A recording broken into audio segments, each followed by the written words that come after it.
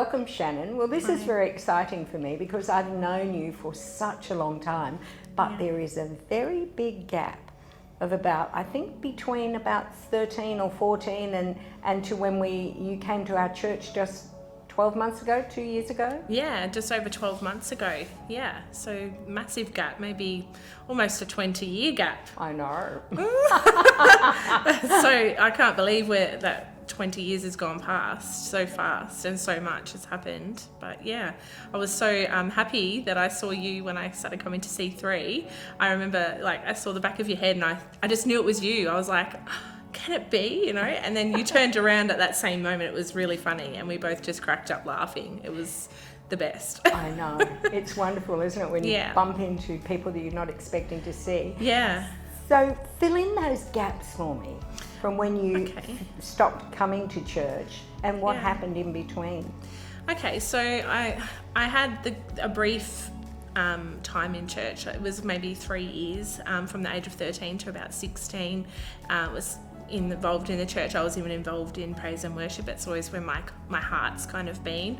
But there was I guess that rough 16, 17 years where my mum actually got sick at the time. She got breast cancer and I was going through my hormonal crazy teenage stage, so I was kind of rebelling a little.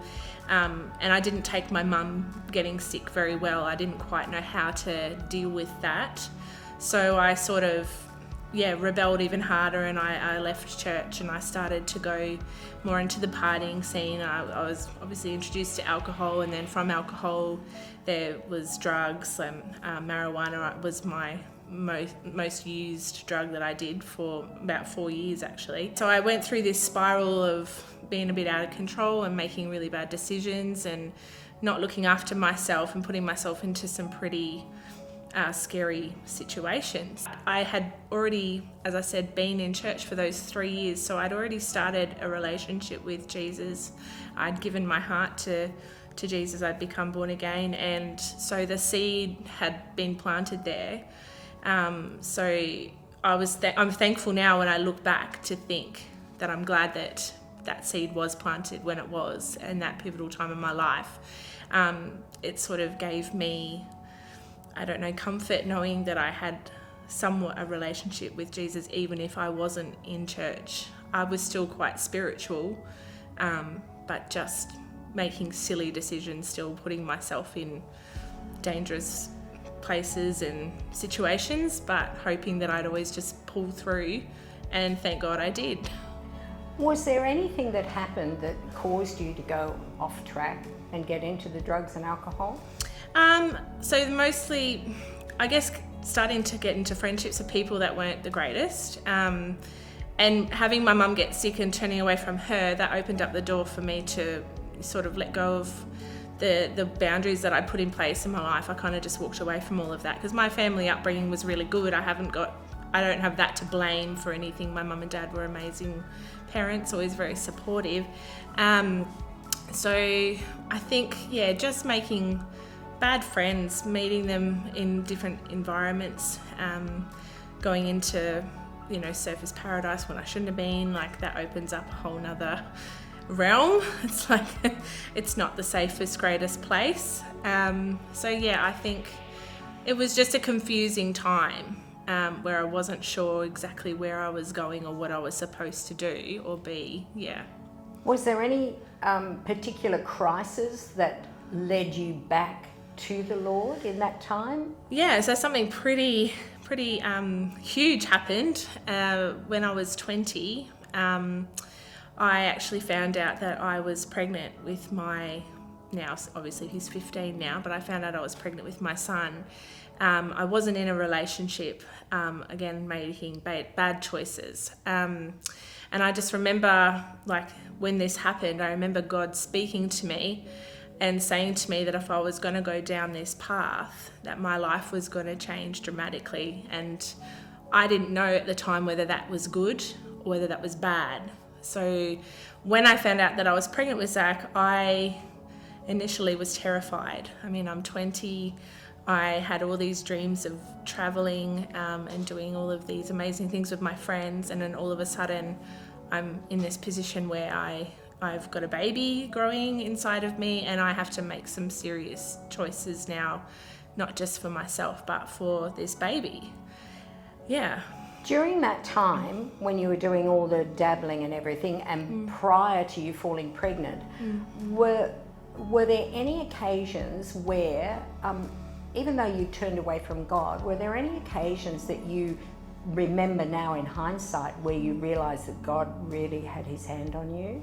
Yeah, so there was another major moment that happened to me when I was, I think I was 16 at the time. A group of friends who I thought were my friends, we decided that we were going to go into Surface this one night. There was an underage nightclub there, and as I said earlier, my mum and dad never would have let me go in there, so we concocted this big story. I was going to go stay at my friend's house, and it was all, above board. We're going to watch a movie, paint our nails, that kind of thing.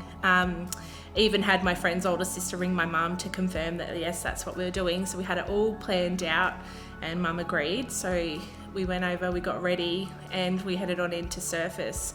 And when we got there, we had met up with another group of people from our school, some which were older, and they were able to buy alcohol. So obviously we all pulled our money together, got this person to buy us some alcohol, and proceeded to go and have a few drinks. And it was probably, about an hour later when we were in the underage club, I started to feel really, really out of it, really sick, spinning out of control. I wasn't able to stand up anymore. I'd managed to make my way to the bathroom where I'd locked myself in a cubicle, but then I was unable to actually unlock the door when security was called to come and help me. I was so far gone I couldn't even turn around to unlock the door, so they had to forcibly kick the door in to get to me and pull me out. And instead of trying to get me some help, the security guard carried me kind of up the stairs and just threw me on the streets of Surface, so in Cavill Mall. And of course, being so, I'm not going to say intoxicated, because it later on turned out that my drink had been spiked.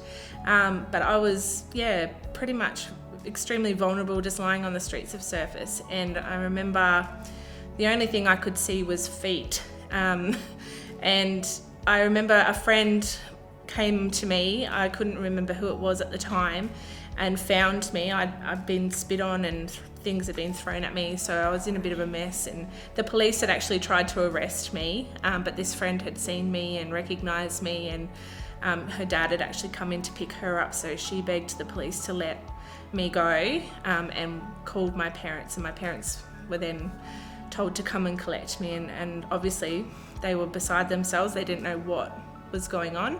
They didn't even know I was in there. So to get that phone call in the middle of the night that your daughter needs medical attention, I had to be taken to the hospital and put on monitoring, just to make sure that everything got out of my system. And it turned out that those friends that I had gone out with were the ones that had spiked my drink. And when they had seen me on the streets, they actually took my wallet, took my money, and took themselves home and left me on the streets of Surface. So that was a big life lesson for me, that your friends aren't always your friends when you think that they are.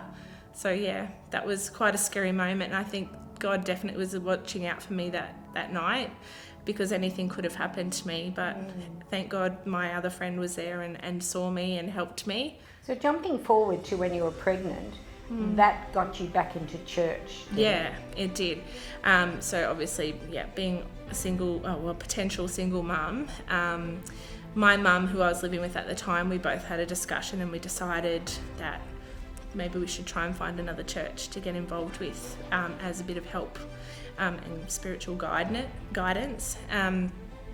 So we found a church and we started to attend, but my mum, she wasn't overly impressed with me being pregnant, obviously, as any mum would be a little bit shocked. So she was really trying to force me to terminate my pregnancy, and it was a really tough first 4 months of my pregnancy, because both my mum and my dad were against it, and they just kept talking to me about terminating and having an abortion, and I knew in my heart that I couldn't do that. So it was one night my mum went to church, she went to a night service, and she went there in the hopes that she was going to convince the pastor and his wife to talk to me about terminating my pregnancy. Obviously, that's not the case. And the pastor was able to counsel my mum and just gently talk to her about why we don't believe in that. And so that night when mum came home, she actually came into my room and sat on the end of my bed, and she burst into tears, and she just apologised to me so much for, you know, saying those things to me, and embraced me. And at that moment I actually felt like everything was going to be okay. I had the support of my mum and my church. How has having God back in your life, changed you inside? Well, it's had to soften me a little bit. Having God back in my life, yeah, it's really had to, because I can be quite fiery. I'm very passionate about things that I believe in. God's really tried to humble me a lot. So having him back in my life it's just set that course for more, I guess, love and understanding, empathy for people. My whole perspective has changed.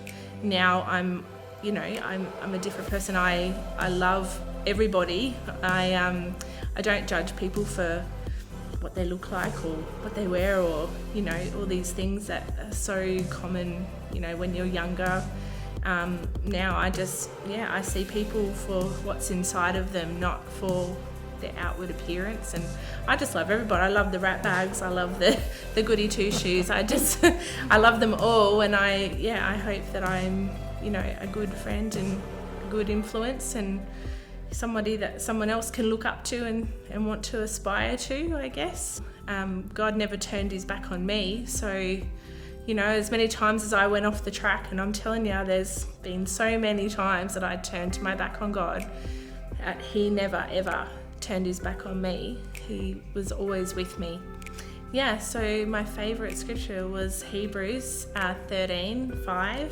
He will never leave me, he will never forsake me. And that's been one that I've held close, because I've felt in every circumstance that I've been in every bad situation, I've always felt the presence of God with me.